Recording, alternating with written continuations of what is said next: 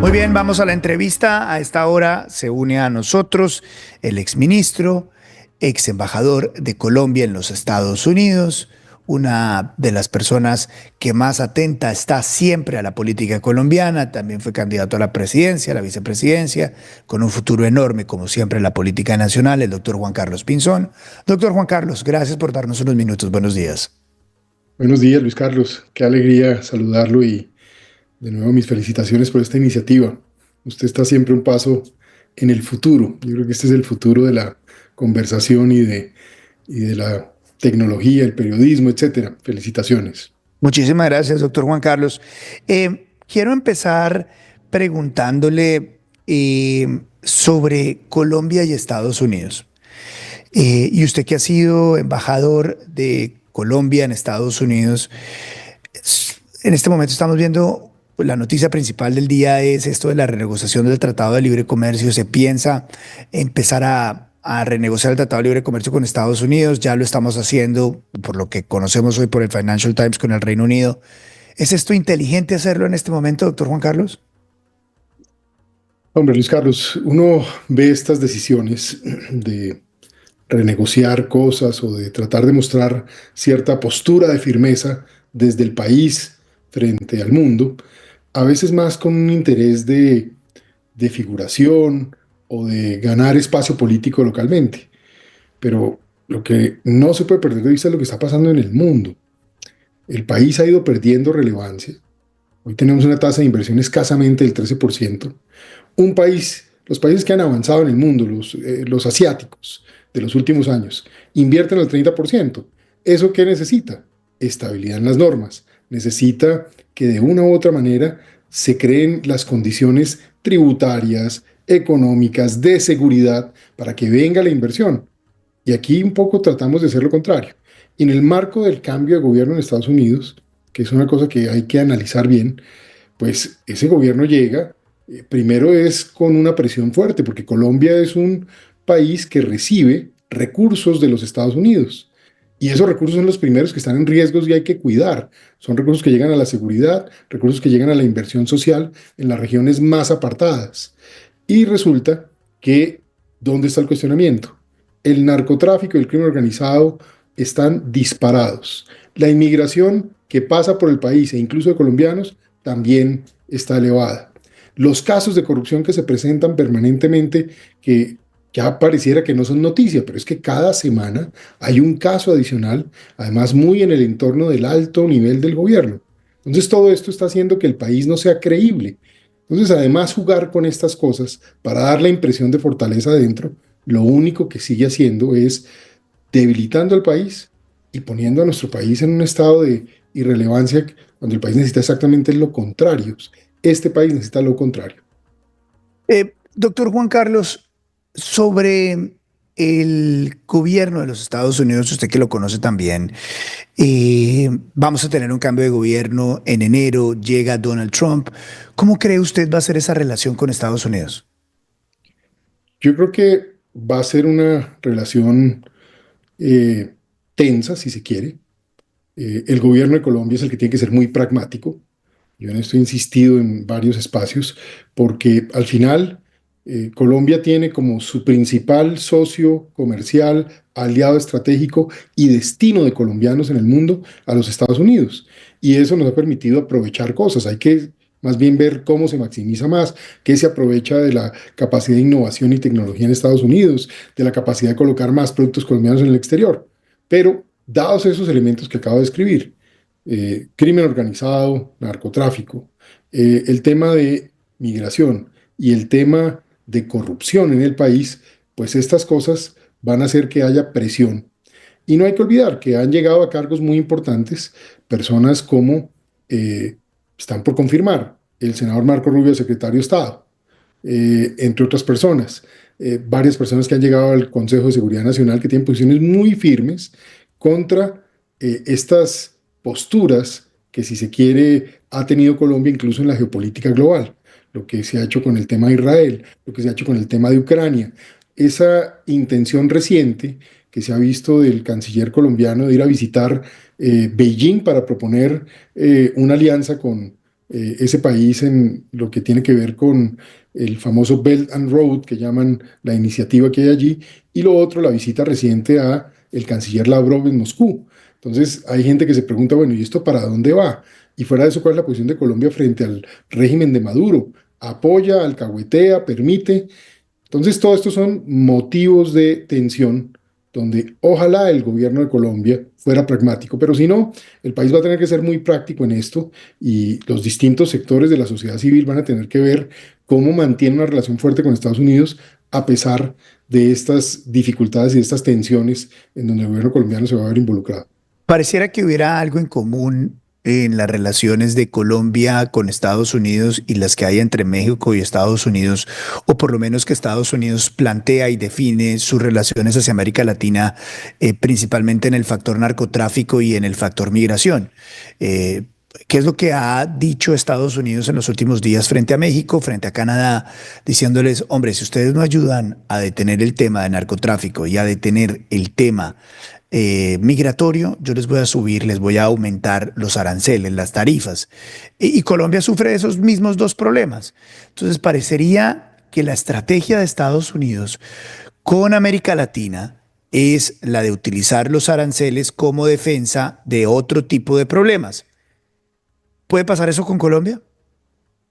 Pues hemos visto que lo han dicho con México, que es el mercado más grande que tiene Estados Unidos, pero uno no puede subestimar que eso sea una consideración que Estados Unidos mire. Yo, por supuesto, estaría en desacuerdo, porque si aquí hay que apretar a alguien, pues que sea quien no está haciendo la tarea, en este caso el gobierno. Pero es que unos aranceles de ese estilo terminan afectando a todo el país, a los exportadores, a los empresarios, a los campesinos, a los trabajadores. Eso sería muy grave. Ahora, el deber de un gobierno, Luis Carlos, es trabajar por el bien general, por el bien común.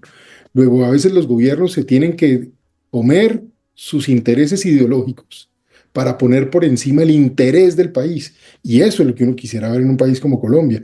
Es que luchar contra el crimen organizado y el narcotráfico no es una cosa que le tienen que pedir a uno de afuera. Eso es una cosa que uno tiene que hacer para proteger a los colombianos, para defender los intereses, para poder llevar la política social y el desarrollo y la infraestructura que no se ha llevado en décadas. En eso también hay que dar razón, pero hay que trabajar para eso. Y por el otro lado, en el tema de la migración, hay que darse cuenta de dos cosas. Uno, que eso va pasando porque hay desorden, no hay control de las fronteras, el país es visto como un sitio donde la gente se puede mover. Pero lo segundo, que me parece muy importante, es el hecho de tener en cuenta que el país económicamente se ha venido deteriorando. En materia de seguridad se ha venido deteriorando. La percepción de los ciudadanos hacia el futuro no es positiva. Entonces la gente joven se está yendo. Entonces lo primero que un país tiene que hacer es asegurar que sus ciudadanos quieran estar en el país y obviamente tengan la oportunidad de progresar y desarrollarse de manera efectiva en el país.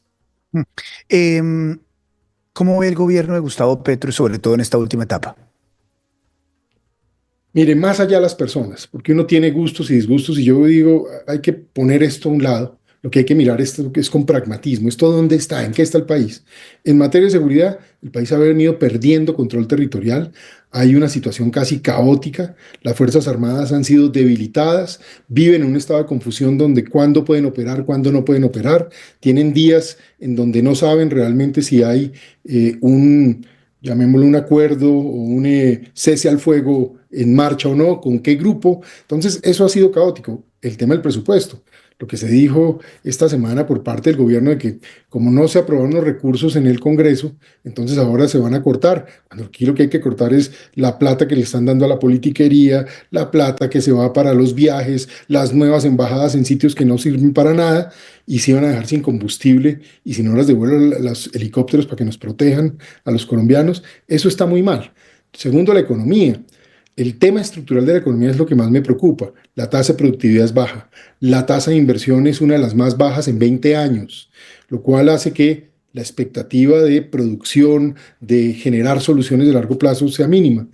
El tema de educación sigue siendo bastante bajo. Y hablo de esto porque al final el capital humano es lo que hace que a futuro haya atracción. Cuando uno ve que las universidades privadas incluso se están debilitando, pues todo esto lo que lo lleva a uno es a ver un país muy enredado. Y si a eso le suma a uno todo el tema caos, el hecho de que todos los días se dicen cosas disonantes, de que el país termina metido en unos enredos y no hay ejecución, no hay gestión y no hay gerencia, pues eso hace que el país se esté debilitando. Entonces, eso es lo que yo veo realmente, más allá de personas y lo que uno puede opinar sobre personas, lo que veo es un deterioro Sí. sustancial del país. Y eso es lo que hay que ver cómo lo resolvemos. Ahora, eso no lo resuelve uno con discursos, eso se resuelve con gerencia y ejecución. Y eso no se puede perder de vista. Y usted que es un hombre de los que más conoce el tema de seguridad en Colombia, ¿qué es lo que está pasando en seguridad? ¿Por qué el narcotráfico está volando? ¿Qué está pasando realmente en términos de seguridad, en términos de territorio? Yo creo que veo lo siguiente. Uno, el país tomó una muy mala decisión hace unos años cuando decidió parar su lucha efectiva contra el narcotráfico. Esto en su momento, usted sabe, fue mi postura pública y me costó y me ha costado muchísimo, pero el tiempo cada vez le da a uno más la razón. Haber parado ese esfuerzo por allá en el año 15, 16, lo que ha terminado dejando a Colombia es con una criminalidad fortalecida y un narcotráfico disparado. Y en este gobierno, la tesis de lo que llaman paz total, que en el fondo es permitir que la delincuencia haga lo que quiera y casi que garantizar impunidades futuras, pues eso lo que ha creado es todos los incentivos para la expansión criminal en narcotráfico, en minería ilícita de oro. Y una vez los grupos armados se expanden, lo siguiente que viene es la extorsión. Hoy el principal problema de los empresarios pequeños, medianos, de los campesinos, de los ganaderos, de la gente que tiene cualquier negocio, es la extorsión. La gente está totalmente extorsionada. Cuando mira uno la capacidad del Estado, es unas Fuerzas Armadas con un pie de fuerza mucho menor del que se necesita, con un presupuesto muy limitado, con una capacidad operacional limitada, y ya lo dije antes, una sensación de confusión al no saber si actuar o no. Y por el otro lado, a veces con la sensación de maltrato. Esto no se puede subestimar. Cuando un presidente no respeta, no llega a una ceremonia, llega en una postura inadecuada, cuando un ministro de Defensa resulta que le quitan los recursos y lo primero que sale a decir es que se van a recortar las operaciones en lugar de hacer lo que nos ha tocado a todos los ministros. Y yo le digo, los que lo hemos hecho con éxito y con logros es luchando, batallando, haciendo el trabajo. Es que uno no está sentado en el cargo a ver cómo le va o qué pasa, o a Sí. explicar, sino es a resolver. Y eso es lo que el país necesita, resolver. Las Fuerzas Armadas están desilusionadas. Yo creo que muchos de ellos sí, sin duda, sienten tristeza, sienten desilusión, están obviamente esperando que pase un poco el tiempo. Igual ellos siguen haciendo su trabajo. Mire, yo sí a los militares y policías de Colombia, por supuesto, los llevo en el corazón, son en parte mi familia por herencia, por tradición, pero por el otro lado, porque uno sigue viendo que a pesar de toda esta confusión, buena parte de ellos sigue comprometido, haciendo la tarea en las zonas difíciles, enfrentando los problemas, eso sí, con menos capacidades que en otros tiempos, pero allá siguen ellos con ese amor por el país. Entonces yo siempre digo, eso no lo podemos subestimar porque esa es una gran fuente de energía y de esperanza que tiene Colombia. Sí. Doctor Juan Carlos, el futuro político de Colombia, ¿cómo lo está viendo? Pues veo, uno, el hecho de que la gente cada vez más comprende que el deterioro en todos los frentes, seguridad, economía, corrupción, incluso en el frente social, está ahí. Entonces hay una desilusión y seguramente la gente está mirando para dónde debe moverse. Aún me preocupa que haya decisiones eh, extrañas y que de alguna manera terminen tratando de ver cómo se inventan a partir de un acuerdo de paz con algún grupo armado una extensión de periodo, cosas de ese estilo. Yo no creo que eso pueda prosperar, pero ojo que aquí hoy han pasado cosas que antes se consideraban imposibles. Entonces yo digo, hay que estar alertas a ese tipo de situaciones. Pero si se llega a unas elecciones en el 26, una de las cosas que a mí me preocupa es que hoy hay como 40 candidatos y muy poca conversación sobre cómo sacar adelante el futuro del país. Cuando todas estas cosas se dan y hay tanto deterioro y hemos visto personas con tan poca calificación, una de las cosas que más preocupa es que cualquiera se siente ya motivado a presentarse a la presidencia de la República. Yo creo que la gente no puede perder de vista que al final el presidente de la República es el gerente principal, es el administrador de los recursos públicos y por lo mismo tiene que tener no solo unas capacidades gerenciales muy fuertes, sino al mismo tiempo también un conocimiento detallado de todos los temas del país y de todo el país. A veces ese tema de que no, es que uno se asesora, yo le digo una cosa, uno sabe o no sabe. En una empresa importante no le dan el cargo, sino a gente que está perfectamente formada en los temas de la empresa y que obviamente tiene un liderazgo y una sensación que inspira y emociona. Hoy la comunicación es muy importante.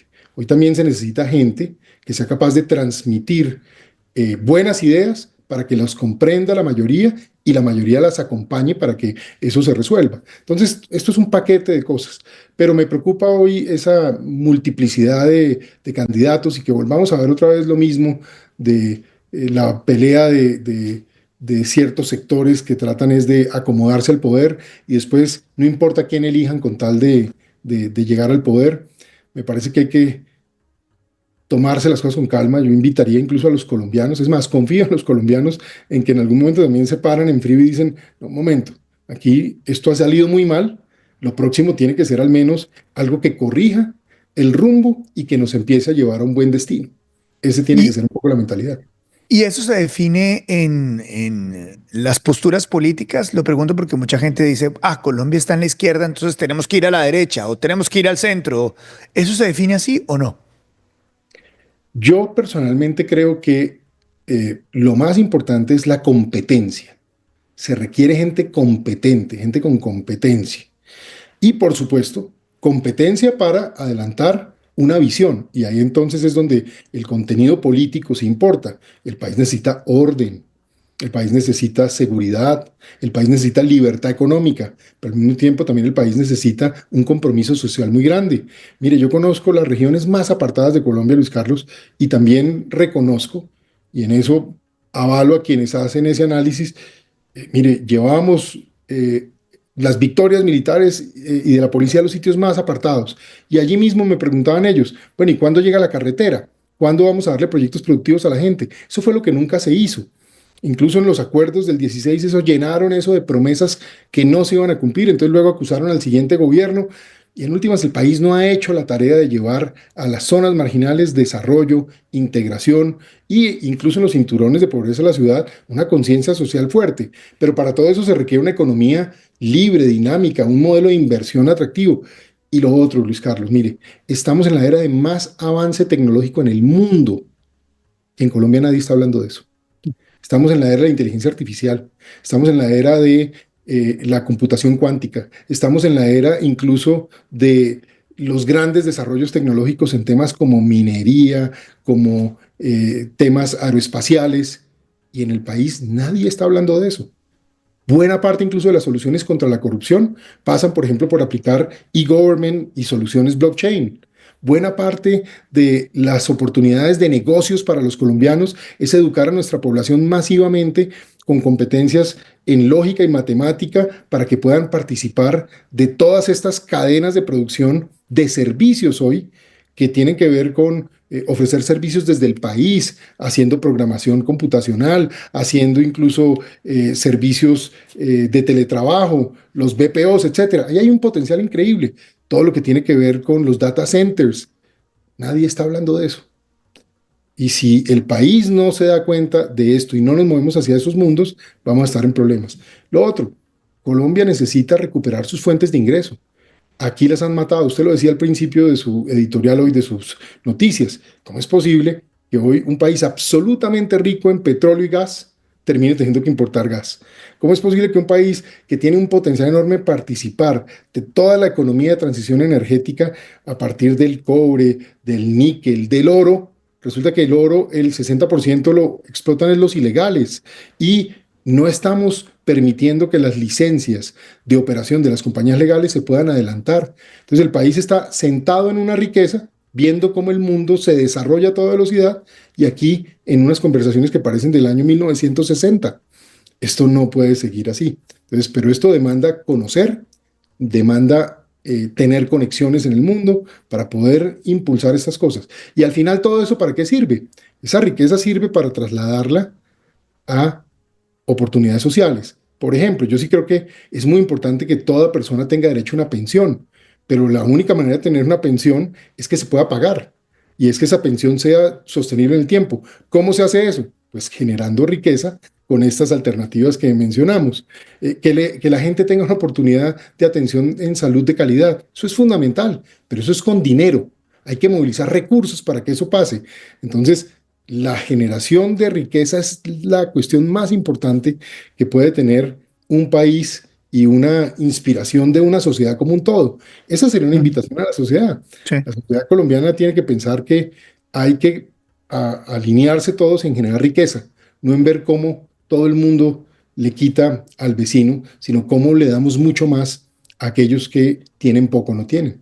Una de las preguntas que se hacen muchos de cara a las elecciones del próximo año y medio es cómo recuperar el corazón de los llamados petristas, que se muestran tan violentos en redes sociales, en los chats, que parecen barras bravas de equipos de fútbol y que están muy molestos con todo lo anterior y que ven en el petrismo y que ven en la izquierda radical una manera de reivindicación y de asociación. ¿Cómo sacarlos de esa idea, que es una idea destructiva, que es una idea que no contribuye, que es una idea que no trae ningún beneficio para el país y que está llena de mentiras? ¿Cómo se les trae a la racionalidad? Yo creo que primero respetándolos. La gente tiene derecho a su voto y por muchos años seguramente muchos colombianos se sintieron que no avanzaban a pesar de los progresos que el país tenía en muchos frentes. Y algunas de estas personas frustradas decidieron votar por un cambio. Yo lo que creo es que la mayor parte de ellos, seguramente los radicales ideológicos que creen en el comunismo de los años 50 y 60 soviético, eh, pues no van a cambiar de opinión. Pero seguramente la gran mayoría que votó lo que estaba esperando era un cambio para mejorar y para progresar. Y yo creo que la gente, pues hay que respetarle su voto y su dignidad y su decisión, pero al final dirá, bueno, ya votamos por esto, pero esto nos está llevando es a un caos y en lugar de mejorar lo que había, está es destruyendo lo que se tenía. Lo que había de régimen de pensiones, hoy en entredicho y en un riesgo de no financiación y de riesgos de inflación a futuro enormes. Lo que había en salud, en lugar de mejorarlo y llegar bien a las zonas alejadas y rurales con calidad, prácticamente se desmontó, se desfinanció y está hoy en riesgo de quebrarse. Y obviamente las condiciones de empleo no son positivas. Entonces, yo creo que esa conversación franca y sincera es la que hay que tener con la gente. Ahora, con la verdad, construyendo confianza. Porque Luis Carlos, esto de andar prometiendo el oro y el moro, de decirle a la gente es que si X persona llega, el mundo va a cambiar al otro día y todo va a ser perfecto, no.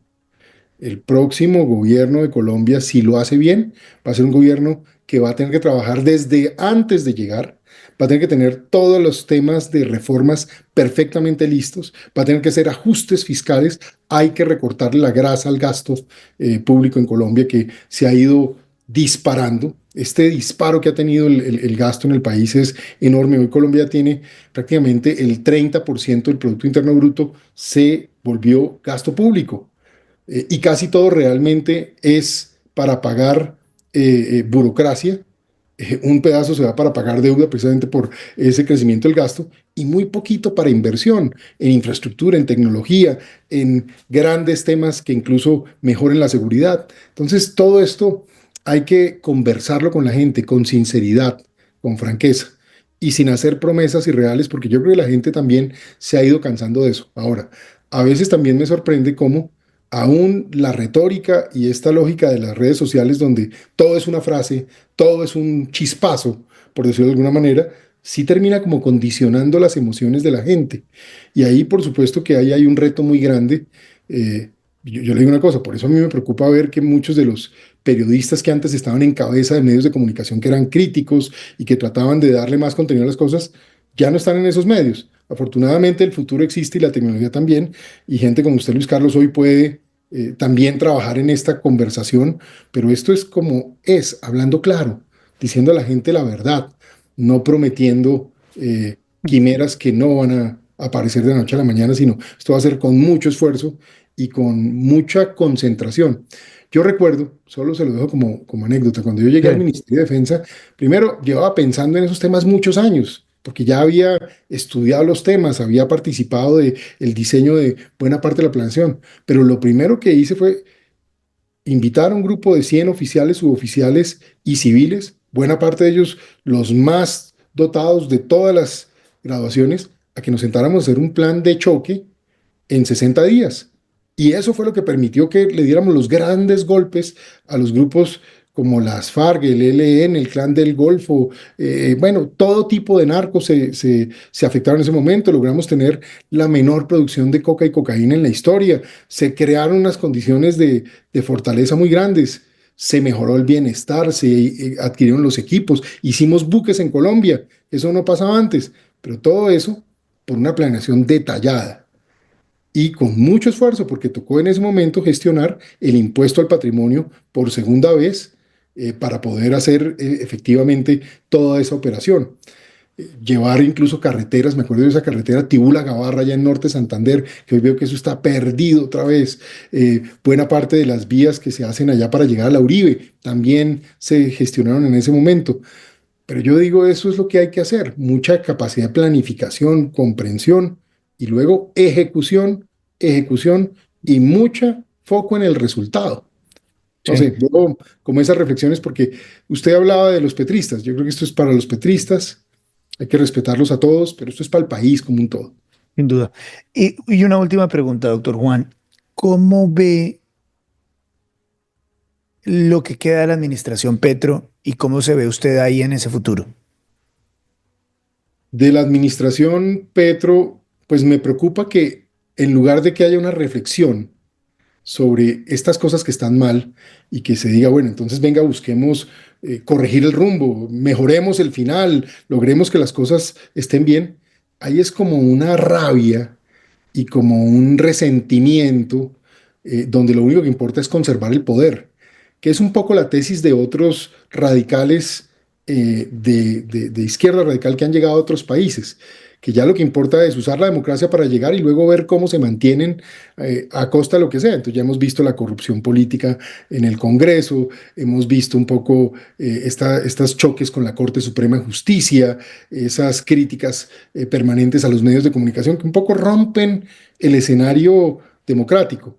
Si eso cambiara sería muy bueno, pero yo lo que veo es que van a seguir profundizando eso. Entonces me preocupa que el país descienda aún más en el caos y en las dificultades que se puedan tener. Frente a mí, yo le digo, hoy Sí. yo vivo muy comprometido y estudiando mucho. Yo hoy soy un profesor en la Universidad Princeton, una de las mejores del mundo. Allí enseño precisamente temas de desarrollo económico, temas de geopolítica y seguridad global y nacional.